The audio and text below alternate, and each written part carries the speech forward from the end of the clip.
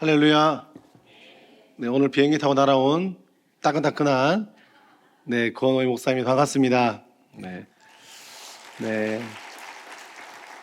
교회가 이렇게 박수로 맞이해 주시니 따뜻하고 너무 좋습니다. 제 이름은 권오희입니다. 사람들이 부를 때 뭐라고 부를까요? 그쵸, 오이라고 부릅니다. 오이야, 오이 목사님 부릅니다. 이왕 오이라 부르는 김에 외우기 쉬우라고 전화번호도 2025에 오이오이라고 했습니다. 외우기 쉽습니다. 우리 제가 중등부 사역을 오래 했는데요. 중등부 애들이 그러더라고요. 전사님, 제가 전사 때 전사님, 왜? 전사님은 전사님 같지 않아요. 뭐가 있냐 물어봤더니 제가 포항에 있을 때 중학생만 한 250명 되는 교회였는데요. 중등부 애들이 그러더라고요. 전사님의 가장 어울리는 직업 1위를 조사를 하기 시작했습니다. 앞으로 목사가 될 사람인데 놀랍게도 압도적 1위가 뭐였냐면 앞으로 목사, 종교인 그런 게 아니라 가장 어울리는 첫 번째가 뭐였냐면 핸드폰 판매한 오빠였습니다. 두 번째가 뭐였냐면 나이트 삐끼였고, 삐끼를 어떻게 하시는지 모르겠네요. 나이트 문지기 그런 거 있습니다. 세 번째가 뭐였냐면 사기꾼이라고 했습니다. 중학생들 나쁜 놈들입니다. 상처를 많이 받았습니다. 제가 이제 별명이 있습니다. 아무튼 제가 딱 봤을 때 컴플렉스가 있어 보이나요? 없어 보이나요? 목소리 작아졌거든요. 여러분, 요즘에 다음 세대 교육에 굉장히 중요한 게 이제 역량 중에서, 역량이라는 말을 예전에는 이제 기업에 쓰던 말을 지금은 교육에 씁니다. 역량 중에서 정말 중요한 게 공감 능력이고, 그걸 전문 용어로 뭐라고 하냐면 눈치라고 합니다. 제가 컴플렉스가 있어 보이나요? 없어 보이나요? 네, 눈치가 생기셨어요. 네, 완벽하지만 문제가 뭐냐면 지금 약간 잘 안 보일 것 같은데 눈썹이 반밖에 없습니다. 없는 건 아닙니다. 그냥 눈썹이 지금 잘 가렸는데 하나님 반만 만드신 거죠. 중등부 애들이 그러더라고요. 전사님, 왜 그래? 전사님 별명을 지었어요. 뭐냐 물어봤더니 여러분 혹시 눈썹 없는 그림 뭐라고 하죠? 모나리자 말했으면 별로 기분 안 나빴는데 이러는 거예요. 전사님은요 반밖에 없으니까 모나리자도 안 된다는 거예요. 뭐냐 물어봤더니 모나리자도 아니고 모자르다라고 얘기했습니다. 네, 중등부 애들 정말 힘듭니다. 저는 이제 청년부 사역하고 있고 나쁜 놈들입니다. 중학생들. 네. 여러분, 우리가 살아가면서 살다 보면 우리가 원하고 소망하는, 우리가 추구하는 방향이 있지만 이제 여러분들 이제 여기 성도님들 정도면 이제 청소년이 아니기 때문에 인생이란 게 우리 계획대로 잘 될 때가 맞나요? 안 될 때가 맞나요? 사실 우리 계획대로 됐다면 여기 없을 수도 있습니다. 그죠? 우리가 청소년들은 여기 별로 없지만 청소년 아이들도 마찬가지거든요. 하나님 안 믿는 것 같아도 걔네들이 신앙이 있습니다. 없던 신앙이 언제 생기냐면 고3 때 생기고 시험 칠 때 신앙이 생깁니다. 기도합니다. 주님 나를 사랑하시고 응답하시는 분이시니까 주님 말씀하여 주시옵소서. 제가 열심히 신앙생활 한 적은 없지만 주님은 살아있다고 믿습니다. 주님 국어 1번에 몇 번입니까? 이렇게 신앙이 생겨요. 그럼 주님은 살아계시니까 대답해야 되잖아요. 이렇게 나의 사랑하는 아들아 너에게 답을 택배로 붙였다 이렇게 보내주면 좋은데 안 보내주시고 정말 죄송합니다. 제 고3인데 염치 없지만 말씀드립니다. 주님 제발 수학 주관식입니다. 이러면 주님께서 2루트 3 이렇게 하면 좋은데 대답을 안 하시죠. 우리가 남자분들 머리 오늘 왁스 바르고 잘 된 날은 밖에 나가면 그런 날 비가 와요. 그죠?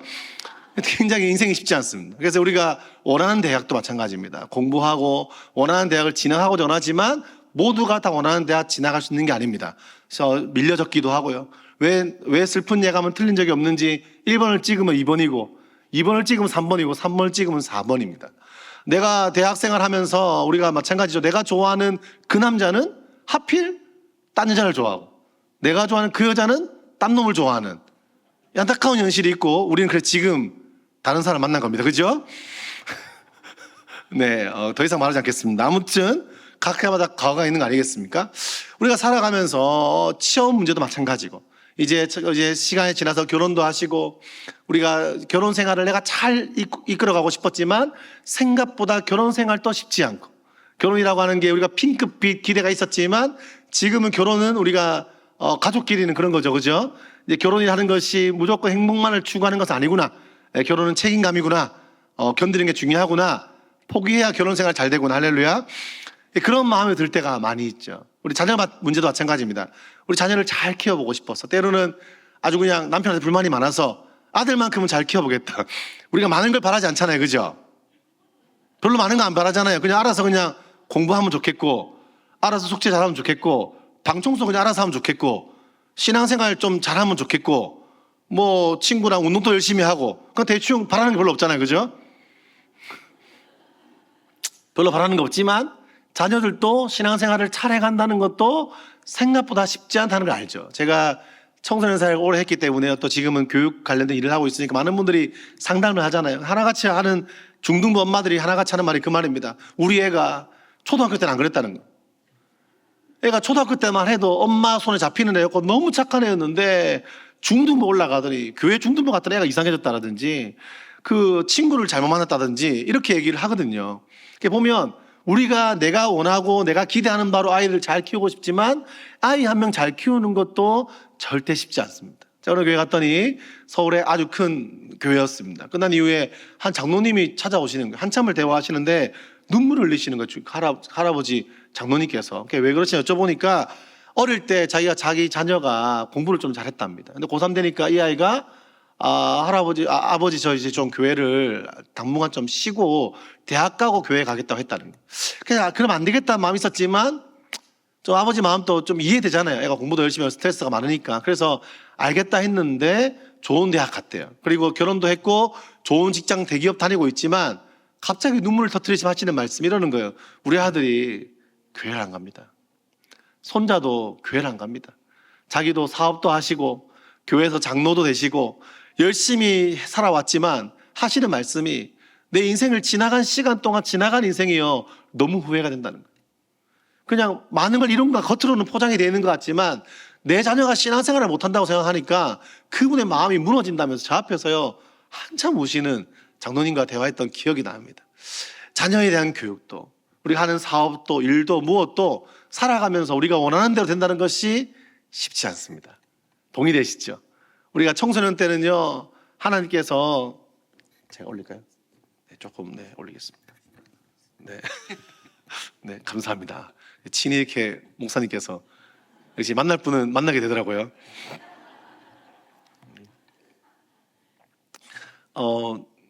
그 청소년 아이들 때는 우리가 막 꿈을 꾸자 주님 쓰신다 이러면 애들이 아멘 했단 말이에요. 거짓말을 많이 들었거든요. 대학만 가면 된다. 대학 가보니까 더 힘들어요. 대학 가면 여자친구 생긴다. 거짓말입니다. 대학 가면 예뻐진다. 다 거짓말입니다.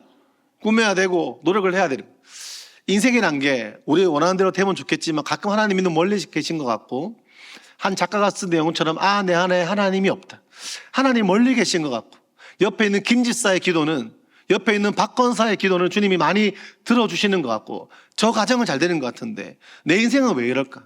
내가 교회에서 열심히 신앙생활했고 최선을 다해서 기도했고 헌금도 하고 열심히 달려와서 쉽지 않은 상황 속에서 열심히 신앙생활 해왔지만 돌아보니까 내 인생에 가끔 하나님이 멀리 계신 것 같고 내 가정엔 역사하지 않는 것 같고 나의 자녀에게는 역사하지 않는다고 느낄 때가 가끔 있습니다. 여러분 그럴 때 여러분 어떤 마음이 드십니까? 그럴 때 우리가 인생이란 게 쉽지 않다 느낄 때가 많이 있지 않습니까? 오늘 본문의 요셉 여러분들 다 아시니까 간단히 설명할 건데요. 요셉 역시 그랬던 것 같아요. 태어났을 때는 괜찮았습니다. 핑크빛이었습니다. 왜냐하면 아버지가 너무 사랑했습니다. 그래서 채색 옷도 입히고. 근데 여러분 심리학적으로 이 자아팽창이라는 말이 있는데 요셉이 아버지 사랑을 너무 받아서 그런지 모르겠지만 보니까 다른 거 다 좋은데 요셉이요 이 자아가 팽창이 돼서 문제가 뭐냐? 눈치가 더럽게 없습니다. 보면 형들이 좀 이렇게 아버지가 막 사랑해주고 형들을 일하고 그러면 눈치를 봐야 되는데 그 채색 옷 입고 형들이 일하는 데 가서 왔다 갔다 그리고 가서 막 이렇게 형들 막 놀고 있으면 아빠 찾아가서 아빠 형들이 놀고 자빠졌어 이렇게 얘기하는 겁니다. 그래서 제가 어디 가서 청년들한테 그런 얘기 했더니 생각해보라고 청소년 때 언니가 있고 동생이 있는데 열심히 고3 때 공부하다가 잠깐 게임하고 있는데 엄마한테 카톡 보내서 엄마 언니가 놀고 자빠졌어 이렇게 말하는 순간 어떤 마음이 드냐 그러니까 애들이 그러더라고요. 살인 충동이 느껴진대요. 근데 형들의 마음이 그 마음인 거예요. 자꾸 그렇게 막 형들이 잘못한 것들을 아빠한테 고자질하고 얼마나 눈치가 없어요. 또 어느 날 형들 열심히 일하고 채색 어디 가서 형들 있잖아요. 왜 왔어? 너 왜 온 거야? 이렇게 얘기하니까 형들 제가요 할 말에 대충 눈치 보고 도망가야 돼. 눈치가 없어. 근데 제가 꿈을 꿨어요. 이러는 거예요. 꿈에 관심이 없는데 꿈에 관심 없어 빨리 꺼져라 이렇게 말하는데 한 번 들어주면 안 돼요? 제가 꿈을 꿨는데 있잖아요. 형들의 볕단이요 저의 볕단에게 절했어요. 얼마나 짜증이 나요. 또 왔어요. 형들 열심히 일하고 계시네요. 이렇게 하니까 얼마나 또 짜증나요. 하는 말이 제가 또 꿈을 꿨어요. 얼마나 화가 날까요? 꺼져라, 제발 말하지 마라, 이렇게 하지 않았겠어요? 형들 마음이. 형들 한 번만 들어주세요. 진짜 제가 꿈을, 이거 엄청난 꿈입니다. 무슨 꿈이냐면요, 이 꿈은요, 해와 달과 별들이요 저에게 절했습니다. 형들이 화가 나는 겁니다. 네가 진정 우리의 왕이 되려고 하냐, 화가 나고요, 짜증이 나는 겁니다. 그러다가요, 여러분, 이제 그 형들이 멀리 일하러 갔을 때 아버지가 이렇게 형들 보고 오라 하잖아요. 우리 보면, 우리 구약에 보면은 배달의 민족들이 많잖아요. 다윗도 치즈 배달하고 요셉도 갔단 말이에요. 배달하러 갔는데, 찾아갔는데 형들이 그를 보고 뭐라 합니까? 꿈꾸는 자가 오는도다, 이렇게 말하죠. 그러면서 구덩이에 쳐넣어 버립니다. 여러분, 인생이요, 이쯤 되면 이게 뭐 아무튼 그래서 하나님 은혜인지 모르겠지만, 아무리 이복 형들이라 하더라도 그런 소리가 안 들리겠어요? 저거 어떻게 하지? 죽여버릴까? 이런 말들을 들었을 거 아니에요. 10대의 마음에 얼마나 상처가 됐겠어요. 근데 하나님 은혜인지 모르겠지만 어떻게 됩니까? 애굽으로, 그렇죠, 인류 최초의 그 외국인 노동자가 되어서 팔려가거든요. 그러니까 말도 안 통하는 곳에 팔려간단 말이에요. 그러니까 팔려가서 거기서 또 문제가 뭐예요? 열심히 일하고, 그때부터 눈치 없는 요셉이 빛을 발합니다. 왜냐면요, 종들이 딱 모였을 때 대충 열심히 일하다가 주인 없으면 대충 일하잖아요. 요셉 눈치가 없어서 계속 열심히 일하는 겁니다. 상상해보건데 막 계속 열심히 일하니까 막 다른 종들이 열받겠죠. 근데 막 너무 열심히 일하니까 눈에 든 겁니다. 뭐 하나님 은혜가 있었지만 상상해봤을 때. 그런 다음에 요셉이요, 그 보디발 집에 총무가 되죠. 꽤 괜찮았습니다. 근데 문제가 뭡니까? 어떤 일이 나죠? 보디발의 아내, 이 아줌마가 자꾸 쳐다보는 겁니다. 요셉이 잘생겼대요. 자꾸 눈빛도 이상해. 개심치한 눈빛으로 요셉 부를 때 이거 뭐라 표현해야 될까? 한마디 다 표현하면 이렇게 목소리래요. 목소리가 요셉, 이렇게 저를 요셉 안녕 이러면서 뭐라 표현해야 될까? 이렇게 볼 때마다 요셉, 애들도 몇 명 있어서 요셉 동치미 먹자 뭐 이랬단 말이에요. 요셉이 동치미 몰라요? 저는 그거 싫어해요. 우리 동네에 없어요. 이렇게 하니까 매일같이 찾아가서 동치미 같이 먹으려니까 저는 싫어요. 이렇게 했단 말이에요.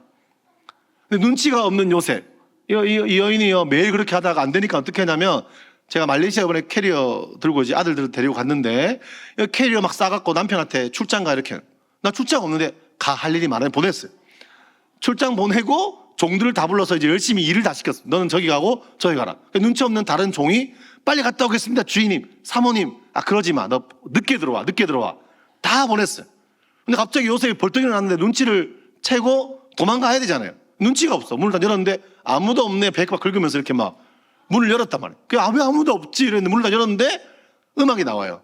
이런 음악. 우우우. 그래서 누가 이렇게 튀어나오는데 이렇게 시원한 란제리 같은 거 입고 이렇게 막 튀어나와서 요셉 이러면서 또 등장을 하는 겁니다. 등장하니까 요셉이 눈치가 없으니까 사모님 많이 더우세요? 에어컨 틀어드릴까요? 이랬단 말이에요. 시원하게 선풍기 좀 틀어드릴까요? 뭐 많이 더우시니까 옷을 왜 이렇게 시원하게 입으셨죠? 이러면서 막 이렇게 하니까. 근데 그 아줌마가 또 뭐라고 합니까? 요셉 아무도 없네? 이러면서 동치미 뭐 이러면 그런 거 하는 거예요. 근데 여러분, 그때 그때 요셉이 멋진 말을 하죠. 내가 이곳에 있는 모든 것을 가난할 수 있지만 당신은 어떻게 할 수 없습니다. 내가 하나님 앞에서. 여러분, 부산의 고신대학교에 가면, 거기 가면 이제 코람데오란 말이 있습니다. 큰 돌에 코람데오. 하나님 앞에서입니다. 그래서 처음에 학교에 딱 들어가면요, 웅장한 마음이 들면서 경건하게 살아야 돼, 이런 마음이 듭니다. 도전이 돼요. 그래서 막 무당횡단도 잘 안 합니다. 물론 너무 급하면 코람데오 하다가 코람데오 그라몬데오 이렇게 가끔 바뀌긴 하는데, 근데 요셉이 그때 참 멋지게 말하죠. 하나님 앞에서 득죄할 수 없다, 죄 지을 수 없다. 우리가 다음 세대를 키워가면서 자녀들을 위해서 기도하면서 어떤 기도 하십니까? 아이들이 좋은 대학 가고 대단한 아이 되는 것도 중요하겠죠. 더 중요한 것은 하나님, 우리 아이가 하나님 앞에 살아갈 수 있게 하여 주시옵소서. 하나님, 우리 가정이 잘 되는 것, 우리의 기도가 이루어지는 것, 우리 가정이 화목한 것 다 중요하지만 나의 가정이, 우리 부부가 하나님 앞에서 살아가는 가정 되게 도와주시옵소서. 근데 이렇게 했으면 잘 풀려야 되잖아요. 문제가 뭡니까? 아주머니가 소리 지르시고 옷 놔두고 갔더니 소리 지르고 인류 최초의 강간 미수범으로 감옥에 들어가는 겁니다. 여러분, 얼마나 억울합니까, 요셉 인생이. 가끔 우리 인생도 그렇게 억울하게 느껴질 때가 있지 않습니까? 그래서 상상해봤어요. 요셉이 만약에 잘 될지 모르겠는데 요셉이 간증했다면, 근데 그 당시 말도 잘 안 통한 곳에서 이게 막 언어 연습하고 간증하면 이렇게 안 했겠습니까? 안녕하세요. 저 요셉이에요. 형들 저 싫어했어요. 형들 저 구덩이 쳐넣었어요. 저 팔려갔어요. 열심히 일했어요. 하지만 눈빛 이상했어요. 동치미 먹자 했어요. 저 싫다 했어요. 집에 아무도 없었어요. 음악 나왔어요. 또 저한테 동치미 먹자 했어요. 싫다 했어요. 하지만 했어요. 사모님 나빠요. 이렇게 하겠냐고요. 하나님 나빠요. 얼마나 이렇게 억울하겠냐고. 여러분 가끔 살면서 우리 인생이 참 억울하게 느껴질 때가 있잖아요.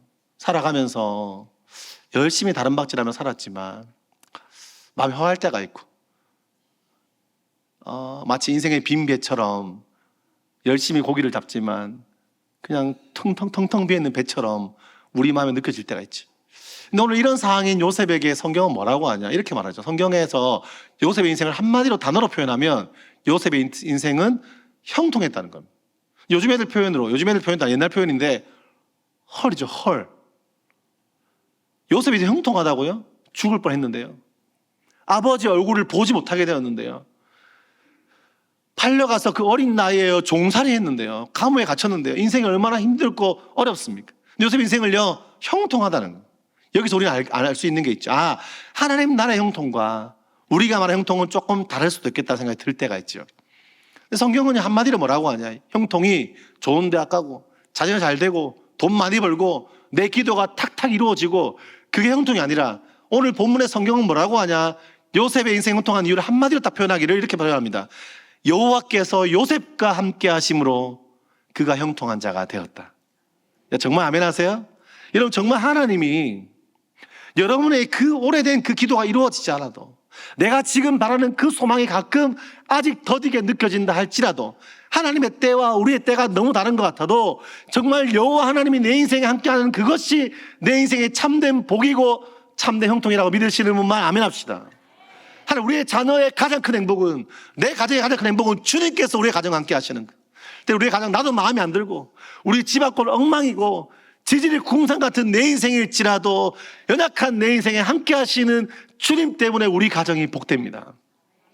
지나간 시간을 돌아보니 주님 제가 겉으로는 신앙생활 잘하고 겉으로는 열심히 신앙생활 잘하고 있는 것처럼 앞에 나와서 예배하고 손들고 찬양하지만 내가 얼마나 부족한 존재이고 연약한 존재이고 주님께 버림받아도 할 말 없는 존재인데 이런 나를 버리지 않으시고 나와 함께 하시는 그 은혜 때문에 그 사랑과 긍휼이 내 인생을 붙드셨고 제가 오늘 이곳에 와서 주님은 아름다우시다고 고백할 수 있는 그것이 하나님의 은혜고 그게 나의 복인 줄 믿습니다.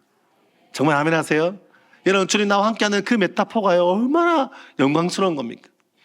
아브라함 또 떠나게 될 때 하나님 약속하시죠. 내가 너와 함께한다. 기드온에게 주님께서 너는 큰 용사다. 저 용사가 아닙니다. 저는 문하세 지파입니다. 연약하죠. 부족하죠. 잘하는 게 없죠. 맞는 말입니다. 그러나 성경은 뭐라 합니까? 내 힘으로 하는 게 아니다. 네가 큰 용사인 이유는 내가 너와 함께하기 때문이다. 예수 그리스도의 땅에 오신 이유가 무엇입니까? 보다 못했어. 구원을 위해서 우리와 함께 오셔서 우리의 모든 고통을 함께 짊어지시면서 인간의 모습으로 한 철학자가 나사로를 바라보시며 눈물 흘리시는 그 예수의 모습을 보고 이렇게 표현하죠. 인간적인. 예수님께서 요한복음 4장에서 한 여인을 그에게 찾아가서 허헉거리시면서 상상해 봤을 때 나에게 물을 달라 말씀하시는 그 인간적인 예수의 모습. 인간의 발을 씻기시고 제자들과 함께 웃으시고 우시고 식사하시고 결국은요 우리에게 임마누엘 되시는 그 구약에 있는 그 예언 그대로 예수님께서 십자가에 죽으심으로 부활 이후에 40일 동안 하나님 나라를 가르치신 다음에 너희는 가서 모든 족속으로 제자를 삼아 아버지와 아들과 성령의 이름을 세례주고 아멘. 내가 너에게 분부한 모든 것을 가르쳐 지키게 하라. 볼지어다 내가 세상 끝날까지 너희와 함께 할 것이다. 여러분 그게 우리 인생의 참된 위로임을 믿습니다. 제가 시간이 많지 않아서요 바로 제가 제 삶을 좀 나누면요 저는 이 얘기를 왜 나눴냐면 저도 그랬던 것 같아요. 저는 안 믿는 가정에서 신앙생활을 했습니다. 저희 아버지는 저희 집은 완전 불교 집안이고 유교 집안입니다. 안동 건가입니다. 뭐 어른들 말에 의하면 양반이랍니다. 알 수는 없습니다. 근데 아무튼 그러고 저희 아버지가 직업이 좀 여러 개셨거든요. 근데 저희 아버지는 일단 태권도 공인 5단이셨습니다. 여러분 좋을까요? 안 좋을까요? 맞으면 아플까요? 많이 아플까요? 조금 아플까요? 저는 많이 맞았을까요? 조금 맞았을까요? 어떻게 그렇게 잘하세요, 권사님? 표정들이라 많이 맞았겠다 이 표정이세요? 어떻게 이렇게 눈치가 너무 좋아지셨어요 갑자기? 근데 많이 맞았습니다. 많이 맞고 혼나고 아버지 무서웠어요. 아버지가 직업이 좀 여러 개였는데요. 태권도 사범하시고 네트워크 마케팅 전문용어로 불법 다단계 하시고 뭐 옥잠판, 정수기, 여러분 핸드폰 안 한 게 없습니다.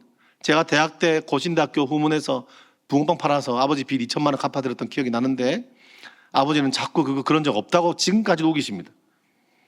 그런데 그거 네트워크 마케팅 하시다가요 또 뭐 하셨냐면 고물상 하셨고 할아버지도 고물상 하셨는데 고물상 하셨고 이발소를 하셨습니다. 이발소를 좀 오래 하셨어요. 이발소를 근데 문제가 뭐냐면 1년 정도 하시다가 하다가 문 닫고 하다가 문 닫고 하다가 문 닫고 새롭게 시작하시고 이유를 몰랐어요. 왜 그러실까? 근데 나이 먹어서 알게 됐어요. 알고 보니까 아버지께서 이발 기술을 군대에서 배우셨고 라이센스 없이 하시다가 걸리면 문을 닫고 새롭게 시작하시고 회복 탄력성이 굉장히 좋은 분이십니다.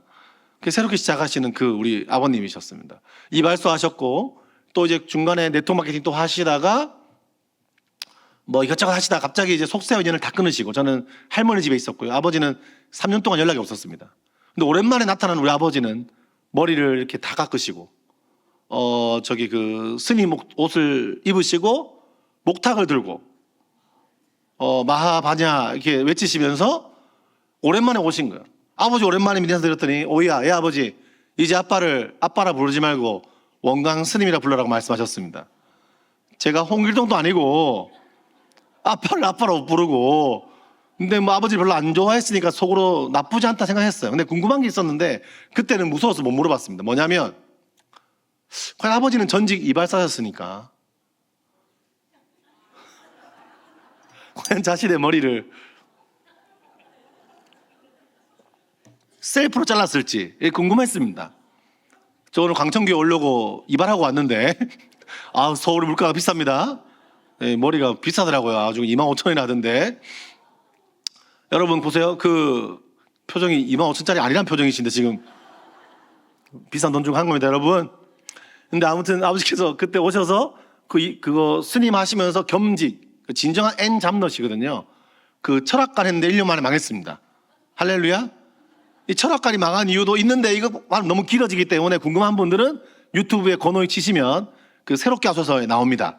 기독교 최고의 예능 한 130만 명 봤으니까 보시고 리플 보면 이렇게 나무하수박교 기도 제목과 계좌번호 죄송합니다. 갑자기 교장 모드로. 근데 아무튼 그때 제가 아버지께서 철학관 하시고 철학관 또 이제 망하시고 놀랍게도 속세와 인연을 끊었던 그분이 또 갑자기 새로운 일을 시작하시는데 갑자기 급전환하십니다. 급전환. 스님이셨잖아요. 근데 갑자기 뭐 하셨냐? 갑자기 스포츠 댄스를 하십니다. 1년 동안 열심히 하시더니 전국대회 나가 상을 타오셨습니다. 저한테 배울래 그러시더라고요. 싫다고 했습니다. 여러분 제가 이 얼굴을 배워서 어쩔 뻔했겠습니까? 권사님 댄스 문제 안 됐겠습니까? 그래서 그거 하시다가 또 얼마 전에는 또 영천에 땅을 사서 뭐 들어가셨고 땅이 안 팔린다고 몇 년 전에 전화 오셔갖고 이 땅이 안 팔리는 게 전부 다 저한테 문재인 때문이라 말씀하시고 그래서 제가 정정시켜 드렸어요. 아버지가 땅을 샀을 때는 박근혜 때라고 말씀을 드렸습니다. 이까지만 하도록 하겠습니다. 아무튼 아버지 그러시고 얼마 전에는 전국 노래자랑 나가서 상을 타셨습니다. 제 아버지의 꿈은 트로트 가수가 되는 게 꿈이시고 조만간 제가 열심히 강사비 모아서 지금 음반 하나 만들어 드릴까 심각하게 마커스 여기서 예배 드리시면 물어볼까 싶기도 하고 지금 그렇습니다. 그래서 제 아버지는 좀 그런 분이세요. 제가 뭐 짧게 표현했지만 여전히 아버지는 늘 저한테 무서운 분이었고 오랜만에 만난 아빠는 늘 혼냈습니다. 잘 때리셨어요. 커서 왜 때렸냐 여쭤봤어요. 여쭤보니까 하는 말이 오인이가 어릴 때 제가 이 얼굴이 중3 때 얼굴이래요. 그래서 막 키도 컸거든요. 그래서 오인이가 어릴 때부터 인상이 좀 그래갖고 깡패가 될까 봐 때렸다는 겁니다. 그래서 말씀드렸어요. 아버지 솔직히 너무 많이 맞아서 깡패가 될 뻔했다고 말씀을 드렸습니다. 엄마는요 한 명이 아니었습니다. 아주 어릴 적에 헤어진 엄마가 있는데 한 몇 살 때일까요? 정확히 모르겠어요. 한 4~5살쯤에 잔상으로 남아있어요. 아버지, 어머니가 싸웠던 기억이 납니다. 아버지는 막 방언 쓰시고 어머니는 겁에 질려 있고. 이렇게 막 뭐라 표현할까요? 이렇게 물건들이, 그 물건 위치 이동 아시죠? 위치 이동. 이게 밥통이 이렇게 막 굴러다니기도 하고, 입 벌리고 이렇게 하기도 하고, 그 냉장고가 피곤했나 봐요. 누워있더라고요. 아무튼 이렇게 엄마 아빠가 막 싸웠던 기억이 나요. 그 어머니 얼굴을 제가 그때 본 게 답니다. 그래서 한 초3 때 숙모를 만났을 때 숙모가 물어보길래 엄마 보고 싶냐 그러길래 별로 그런 마음이 없었는데 어머니 사진을 주시는 거예요. 그때가 처음이었고, 더 슬픈 거는 그 사진을 딱 봤는데 아무 느낌이 없는 겁니다. 근데 그날 밤에 잘 때 이유 모를 눈물이 많이 나서 울다가 잤던 기억이 납니다. 그 어머니도 헤어졌어요. 첫 번째 헤어지고, 두 번째 어머니는 한 10년 동안 엄마였지만 그 엄마에 대한 기억도 한 가지입니다. 뭐냐면 초3 때 1년을 같이 살았습니다. 제가 대구에서 아버지 한 3번째 이바수할 때 같은데, 그때 제가 감기에 걸려서 기침을 콜록콜록 했나 봐요. 기침을 콜록콜록 기침했는데 너무 이렇게 시끄러웠나 봐요. 어머니가 나쁜 분 아니셨거든요. 근데 그날 스트레스가 좀 많았나 봐요. 저 같아도 우리 아빠랑 살면 스트레스 있을 것 같아.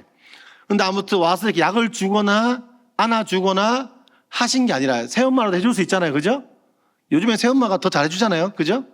집에 한두 명 없나요? 아무튼 가서 너무 약을 주거나 안아주거나 한 게 아니라 새어머니가 초3인 저를, 초2였나 초3이었나 그때 저를 얼굴을 막 발로 차는 겁니다. 때리니까 제가 기억나는 게 안 맞으려고 입을 틀어막고 콜록콜록 기침을 하다가 눈물을 쭈르르 흘리며 잠들었던 기억이 나요. 근데 사실 제가 괜찮았거든요.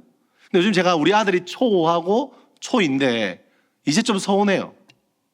우리 아들이요 진짜 엄청 귀여워요. 진짜 귀여워 죽겠어요. 주머니 막 넣어다니고 싶어요. 전 어릴 때 얼마나 귀여웠을까요? 비웃지 마세요 여러분. 그런 거 아닙니다 여러분. 네, 아무튼 근데 때릴 때가 어디 있었을까. 솔직히 조금 요즘 오히려 나이 먹으면서 애들 키우면서 좀 서운해요. 근데 그 어머니도 때가 돼서 두 분이 또 헤어지셨습니다. 세 번째 어머니는 놀랍게도 아버지께서 스님할 때 만나신, 여러분 스님도 만납니다. 다 파마나 다른 거 아니겠습니까? 스님할 때 만나는 또 독특한 직업을 갖고 있었어요. 무속인 아시죠? 전보는 무속인 무당이셨습니다. 실제로 이제 저희 고모도 유명한 보살이시거든요. 저희 집이 영적인 집안. 그래서 이제 그 강신무가 있고 세습무가 학습무가 있잖아요. 학습무는 눈치로 가는 사람들 들어오면 눈 딱 보고 집에 무슨 일 있지? 어떻게 가셨어요? 무슨 일 없으면 절대 안 가요. 그죠?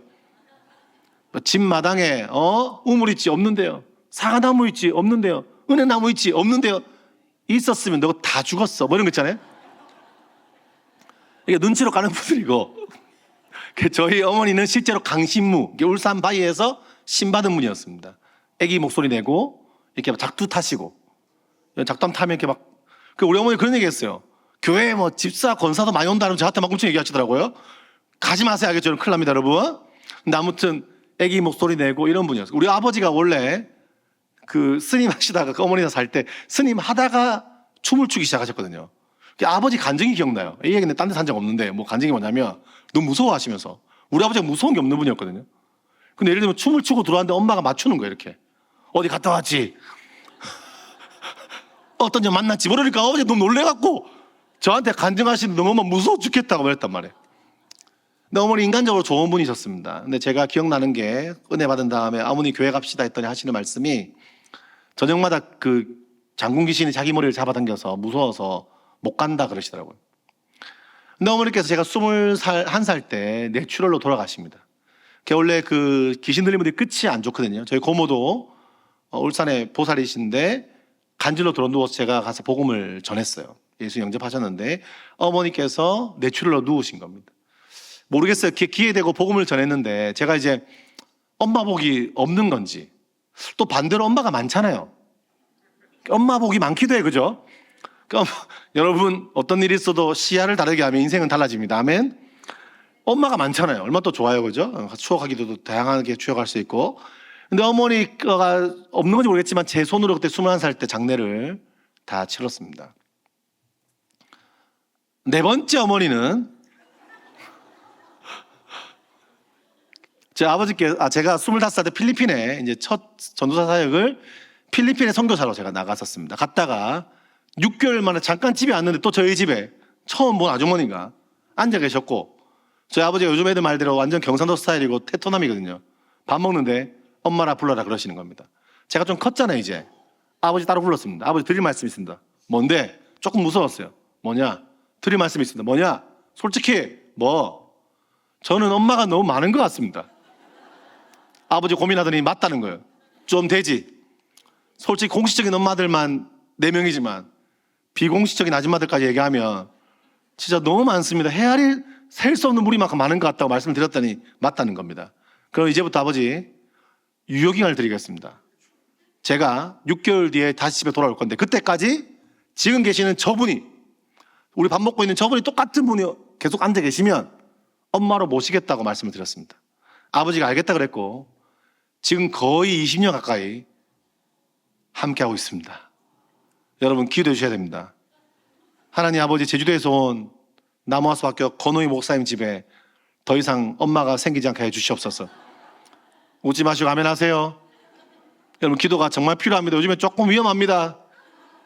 아버지도 사고를 쳤으면 또 다단계 하고 또 사고 치고 지금 진짜 또 그저께 어제 제가 말레이시아 가서 큰 기대 안 하고 갔는데 말레이시아 아이들 차비도 다 내주고 강사비를 주는 겁니다. 많이. 그래서 제가 강사비를 와 잘됐다 학교에다 후원하면 좋겠다 생각했는데 갑자기 아버지 연락 왔습니다. 너무 급하다. 돈을 빌려달라. 그 말은 돈을 달라는 말입니다.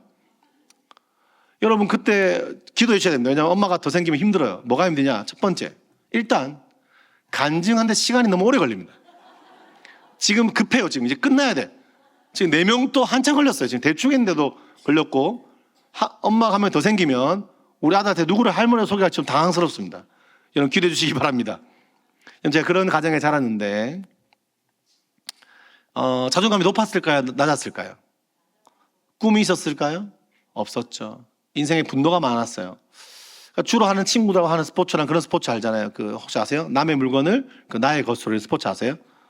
주로 제가 리더십이 있었기 때문에 팀으로 활동도 많이 하고 다 말할 수 없지만 나쁜 짓을 많이 했습니다. 유일하게 좋아하는 건 오토바이 탔던 것 같은데 왜 탔나 보니까 50, 60 달리면 그때서야 엄마에 대한 원망. 어머니가 아무리 아들 실어 떠났어도 친모가 아버지 실어 떠났어도 아들 보러 올 수 있잖아요. 모르겠어요. 멀리서 보신지 모르겠지만 저는 기억이 없어요. 아버지에 대한 분노. 이럴 거면 나를 왜 낳아서 자기 마음대로 살 거면서 그 분노가 가득한데 오토바이 타고 달리면 그때서야 잠깐 잊어버리는 겁니다. 이대로 가다가 죽으면 좋겠다. 그런 생각도 했던 것 같아요. 근데 감사한 것은 제가 교회를 다녔다는 겁니다.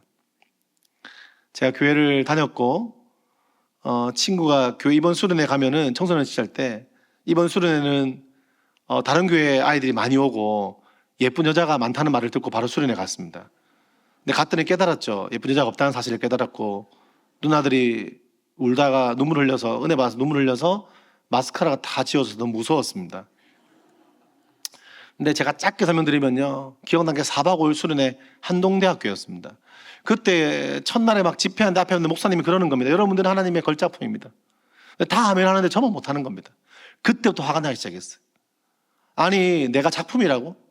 당신은 목사고 말도 잘하고 많이 배운 사람 같은데 내가 작품이, 나는 공부도 못하는데 나는 꿈도 없는데 학교에서는 쓰레기라는데 엄마도 날 버려버렸는데 난 엄마가 4명인데 그때는 3명이었어요. 엄마가 3명인데 내가 작품이라고? 화가 나는 겁니다. 달려가서 그 목사님의 멱살을 잡고 싶었지만 그럴 용기도 없었고 그 원망이 누구한테 갔을까요? 결국 하나님께 갔습니다. 하나님 있으면 나와보라고. 저도 기도해봤거든요. 엄마 보고 싶다고. 저도 기도했습니다. 저도 좀 인생을 공부도 잘했으면 좋겠다고. 우리 아버지가 좀 정신을 차리면 좋겠다고. 저 기도했는데 제 기도요 안 들어줘요. 옆에 있는 내 친구들의 기도는 들어주는 것 같은데 내 친구들은 눈물 흘리면 은혜 받는 것 같은데 나의 음성에 전혀 귀기를 주잖아. 그때 하나님께요 삿대질하면서요 미안하고 죄송하지만 막 쌍욕을 했던 기억이 나요. 애들 기도할 때. 근데 그러고 있는데 한 형이 찾아왔어요. 처음 보는 사람인데 자기가 조장이래요. 근데 기억나는 게 몇 가지 있어요. 얼굴이 되게 컸고 입냄새가 더럽게 많이 났고 느끼한 형이었습니다. 근데 그 형이 저 찾아와서 이러는 거예요. 저한테 갑자기 오이 형제 어색하게 오이 형제 제 눈을 보세요 이러는 겁니다. 남자끼리 눈 보는 게 쉽습니까 어렵습니까? 얼마나 이상해요.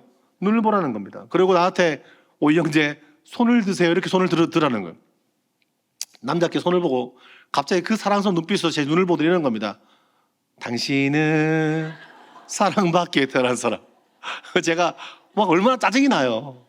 근데 그렇게 하루가 지났어요. 둘째 날에는 애들이 막 춤추며 찬양하길래 저는 너무 피곤해 죽겠는데 분명 우리 교회 애들이 나를 빼고 자기들끼리 홍삼인가 비타민을 처먹었구나 생각했습니다. 하루가 또 지났어요. 3일째는 불이 딱 꺼지면서 기도를 하기 시작하는데 애들이 막 울어요. 그 방언이 터진 거예요. 옆에 있는 애가 갑자기 막 제가 듣기에는 ABCD ABCD ABCD 또 방언 터졌어요. 코카콜라 코카콜라 코카콜라. 더 놀라고 나랑 같이 오토바이 타고 돌아다니고 여자 보러 갔다 내 친구가 좀 이상해. 은혜를 받은 거예요. 갑자기 울면서 보고 있어가지고 옆에서 하나님 아버지 저는 죄인입니다 이러면서 막 죄 지은 얘기를 엄청 하는 겁니다. 친구를 때렸고 훔쳤고 뭐 막 하는 거. 그래서 옆에서 뭐라 했냐면 야 네가 죄인인 걸 모르는 사람이 없다. 우리 동네 니하고 내하고 죄 지은 걸 다 아는데 무슨 하나님께 얘기하냐. 그럼 막 저한테만 죄 지은 게 있으니까 듣고 있었단 말이에요. 근데 조금 있으니까 불 꺼졌죠. 갑자기 방언기도 아주 울죠. 코카콜라 코카콜라 ABCD ABCD 주여 이러니 갑자기 제 마음에 갑자기 무서운 마음이 들었어요. 아 내가 이게 그 유명한 사이비구나. 내가 오늘 사이비 집회에 잡혀왔구나. 내가 조금 더 있으면 얘처럼 이상해지겠는 거예요. 죄인입니다. 울고 있을 것 같은.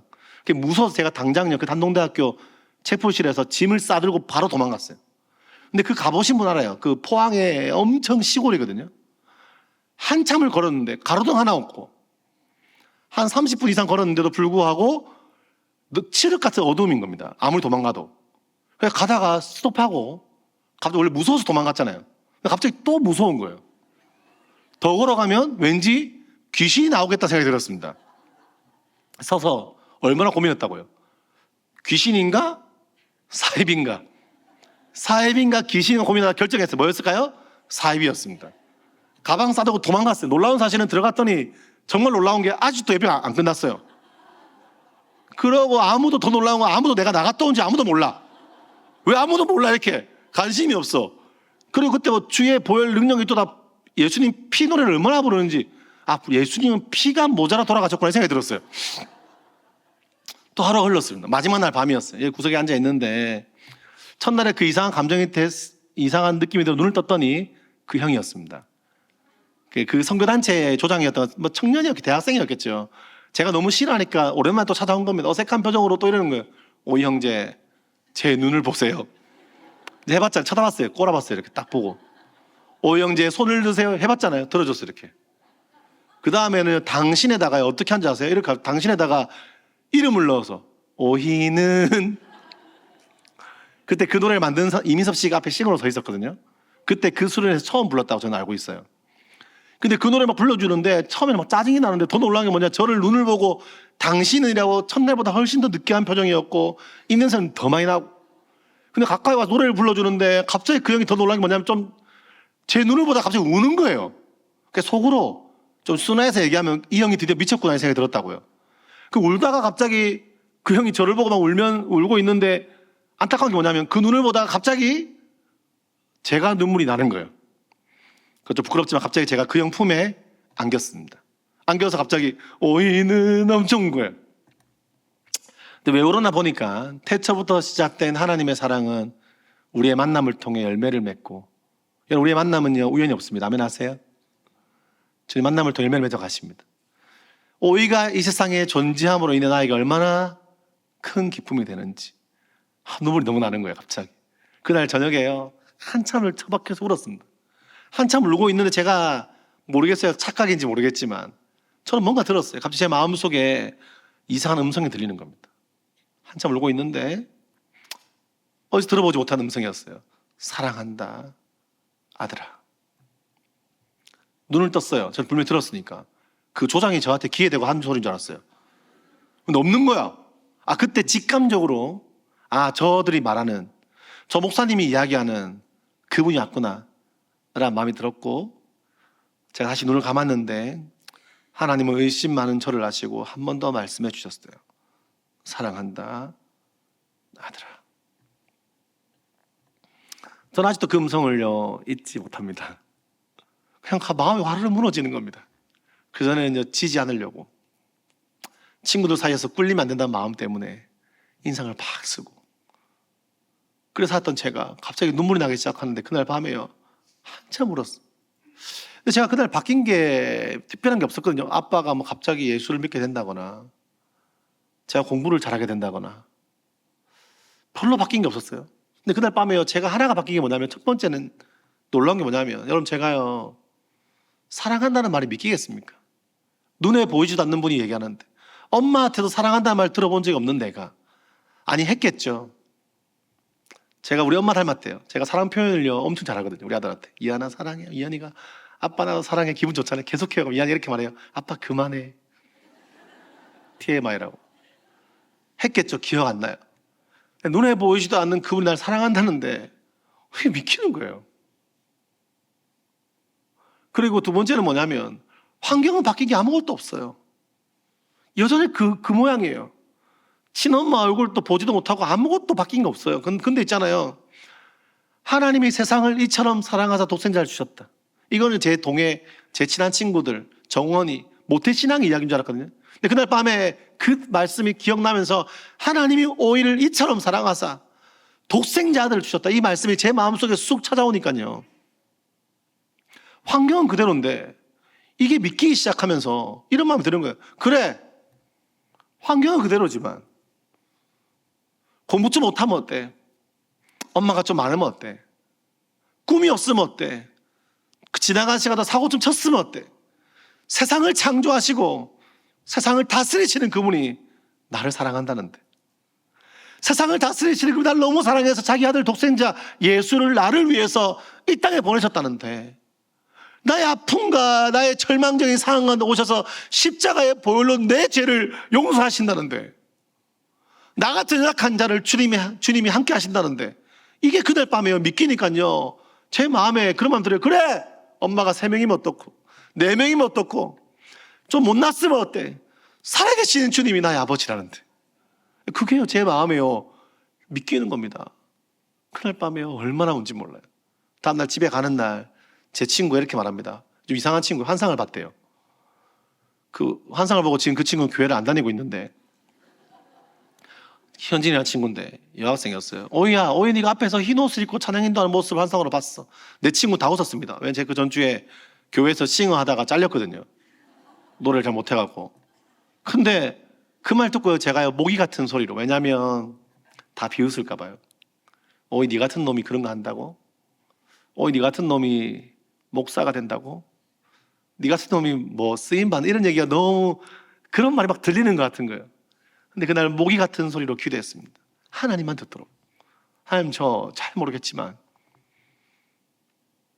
어제 제가 주님 만난 것 같은데, 주님 사랑이 제 마음에 막 벅차오르고 너무너무 행복한데, 혹시 저 같은 사람이라도 주님 원하신다면 저 누군가에게 저들처럼 하나님의 사랑을 전하는 사람, 하나님 축복을 흘려보내는 사람 되고 싶다, 그날 기도했습니다. 돌아보니까 하나님이요 저의 모기 같은 신흥 같은 기도에 귀를 기울이셨어요. 마치 떡과 물고기 한 명 먹고 치울 음식인데 예수께 드리자 예수가 축사하시고 5,000명 15,000명이 먹은 것처럼, 아무것도 아닌 내 인생의 기도를 주님께 드렸더니 주님이요 제 기도를 들으신 것 같아요. 저는 이 고백할 때마다 그 찬양이 떠오르거든요. 아시는 분 불러볼까요? 하나님 사랑의 눈으로 너를 어느 때나 바라보시고, 하나님 인자한 기로서 하나님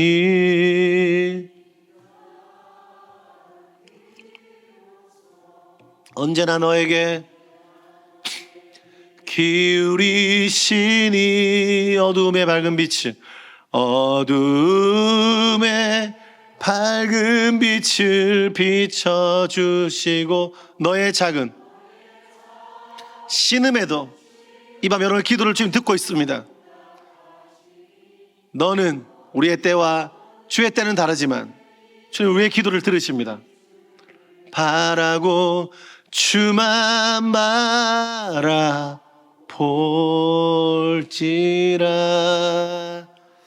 여러분, 여러분의 신음 같은 기도를 지금 듣고 있습니다. 연약한 우리의 인생이 있지만 주님 우리의 인생을 붙들고 있습니다. 지나간 시간 돌아보면 사실 하나님 우리 인생을 인도하셔서 지금의 우리가 있습니다. 아멘 하세요. 그랬던 제가 그때 예수를 믿고 신학교에 진학하고 목사가 되고 이렇게 귀한 너무 좋은 교회에서 여러분들과 목사님 만나 뵙고 해외에 가서 제가 1년에 몇 번씩 해외에 가거든요. 가는데 그런 참 너무 부담스러운 말을 들었어요. 그분들이 제가 집회를 결정할 때 한참 시간이 걸렸어요. 학교 스케줄 때문에. 또 와이프 눈치가 보여서 애들 안 데리고 가면 진짜 쫓겨나겠더라고요. 결국 애들 아내가 말해서 둘 다 데려간 거거든요. 얼마나 부담스러워. 비행값도 많이 들고. 근데 그분들이 그 얘기하는 거예요. 목사님 1년 전부터 모시려고 한 선생님이 목사님이 오면 온 가족이 와도 비행기값하고 체류비 다 내겠다고 했다는 말 듣고 너무 부담스러운 거예요. 설교를 잘해야 되겠구나 생각이 들었어요. 근데 부담스러운데 한편으로 돌아오는데 마음이 너무 감사한 한마디였습니다. 하나님, 저 같은 인생을, 제 인생을 붙드셨고 지금까지 인도하셨고 제가 느낄 때나 못 느낄 때나 나와 함께 하셨군요. 제주도에 제가 사역을 하다 제주도에 그 부산에 있는 대형교회 사역을 하다가요, 포항이랑 애들 뒤통수 보는 이름 모르는 애들이 많은 거예요. 그래서 제가 첫 사역지처럼 중고등만 20-30명 되는 교회 가겠다 기도했는데 제주도였습니다. 제주도가 한 목사님 밥 먹다 그러시는 거예요. 제주도가 이혼율 1위, 재혼율 1위, 쓰레기 배출량 1위, 우울증 1위 다 1위래요. 밥 먹다가 왜 그러시나 싶었어요. 근데 하시는 말씀이 건전우사 제주도는 젊은 사역자가 없다. 건전우사 베팅해봐라. 전 담임 목사님이 베팅이란 도박 용어를 쓰기 당황스러웠습니다. 와이프한테 여보 호텔 가면서요. 집회 끝나고 여보 우리 제주도 갈까? 제주도는 사역자가 많이 안 온대. 그때만 해도. 아내가 오케이 하는 겁니다. 어떻게 알고 보니까 뒤에 물어 어떻게 그렇게 쉽게 오케이 했냐 물어보니까 제가 맨날 북한 간다 그러고 해외 간다 그러니까 국내는 나쁘지 않다고 생각이 들었답니다. 제주도 갈 때 제가 그때요 충신교회 중고등부위에 가지만 제가 뭐라고 제주도 다음 세대를 전체를 품고 간다 기도했는데 지금 돌아오면 네가 뭐라고 싶은데 하나님 그 기도를 들으신 것 같아요. 여러분 제주도에서 연합사역들을 함께하고 제주노회가 수련회 연합을 원래 자기들끼리 못하는 상황이었는데 제가 함께 핸들링해서 매년마다 400명 이상의 청소년들이 수련회를 집회하고 기도 불시 운동과 같이 연합하고 여러분 얼마 전에는요 제주 역사상 처음으로 제주 기독교 청년이 2,000명이 모여서 예배한 건 처음이었습니다. 역사상 제주가 생기고 유래 처음이었습니다. 아이자야 컨퍼런스를 진행하고 그들과 함께 예배하면서 연합들을 이뤄가고 각 교회에 2명, 3명 있는 청년들이 모여서 아름다운 연합을 만들어가는데 제가 감사한 게 뭐냐면 그냥 곁들이에 같이 그냥 있는 것뿐인데 하나님 나 같은 인생을 기도를 들으시고 인도하시는 거예요. 여러분 요셉이 시간 돼서 형들을 만나잖아요. 이제 말씀 끝났거든요. 만나는데 마음에 얼마나 분노가 있겠습니까? 근데 그런 상황에 참 멋진 말을 하죠. 형들이 막 걱정하고 있는데 두 번에 거쳐서 비슷한 말을 하거든요. 이렇게 말합니다. 형들 걱정하지 마십시오. 저를 보내신 분은 당신들이 아닙니다. 맞죠? 형들이 보낸 거. 형들이 악해서 보낸 거 맞아요. 근데 여러분 사람이요 하나님의 은혜를 경험하고 시야가 바뀌면요 다른 관점을 보게 되는 거예요. 아멘 하시죠? 저도 우리 아버지가 아직 그렇지만 오늘 또 돈 달라 그러셨지만 돌아가면 아버지 때문에 지금 제가 있는 거예요. 간증도 하고 그렇죠? 근데 그 형들이 저를 보낸 게 아닙니다. 이렇게 표현하는 겁니다. 하나님은요 선을 악으로 바꾸시기 때문에 아멘 하시죠? 아니 악을 선으로 바꾸시기 때문에 할렐루야. 이런 형들이 보낸 것 같지만 아닙니다. 여호와 하나님께서 저를 보내셨습니다. 뭐 때문에 보냈다고요? 이렇게 말하죠. 참 멋진 표현을 하는데 생명을 구원하시려고 저를 보내셨습니다. 여러분 가정에, 여러분 삶에, 여러분 그 직장에, 이 교회에, 이 동네에 누가 부르셨습니까? 하나님 보내신 거예요. 아멘 하시죠? 재수 없어서 거기 있는 게 아닙니다. 내 계획대로 안 돼서 거기 있는 게 아닙니다. 내가 잘못해서 거기 있는 거 아닙니다. 여호와 하나님께서 우리를 그곳에 심으셨어요. 그 가정에, 여러분 자녀들에게, 여러분 공동체에 보내신 거. 할렐루야. 근데 무엇 때문에요? 생명을 구원하시려고. 생명을 살리시고 생명을 여러분을 통해 살리시려고 주님께서 부르신 줄 믿습니다. 하나님은요 이렇게 표현하죠. 하나님은요 모든 악을 선으로 바꾸시는 분이십니다. 여러분 우리의 그 놀라운 하나님의 사랑과 긍휼이 우리 인생을 붙드셨고 그 주님과 동행하는 것이 우리 인생의 참된 복임을 아시며 각자의 자리에 충성하시는 여러분 되기를 축복합니다.